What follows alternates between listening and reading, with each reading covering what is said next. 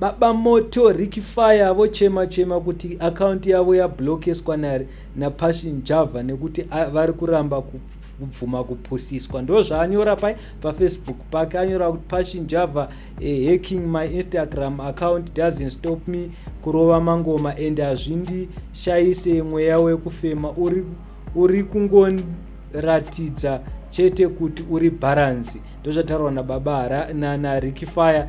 Passion java kati itipwe ndirove YouTube yako nefacebook yako izvezvi, ndotemba minamoto yangu. Rikifaya kati why are you doing this? Saka audi kuti ndikudhise here, saka unoda kuti ukandidhisa ndobva ndanyarara here. Ndo zvataurwa narikifaya. Saka panganai abvaita se abvai heka.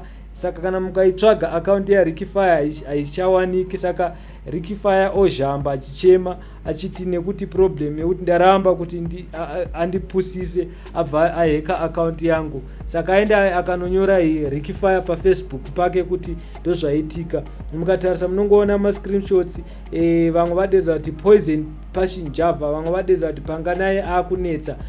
Ndo nyaya iripo guys. It seems like panganai ari kuzama kuda kupusisa vanhu vese vanosapota Chamisa, because musakangana kuti akambonetsana nababa Harare nezvaakuna Rikifaya. And don't forget to Rikifaya anomboimba pamashows ana Chamisa. Saka ndo nyaya iripo. Rikifaya ablokwa paInstagram, panganai adedza ndoda kubloka futi pafacebook, asi Rikifaya azhamba achema kuti saka yoda kuti kana uchindituka ini ndisakutuke here. So handizivi kuti munoti kudi guys. Vamwe vadedzera kuti iwe panganai unodya DJ Towers ndo munhu anofanira kuita sekupusisa chete, kwete kuti urambe uchifamba uchipusisa vamwe vese vabvumi. Nababa moto vadedzera ndichiri kupisa handibvumi. So I don't know kuti vachaita sei baba moto. Thank you so much.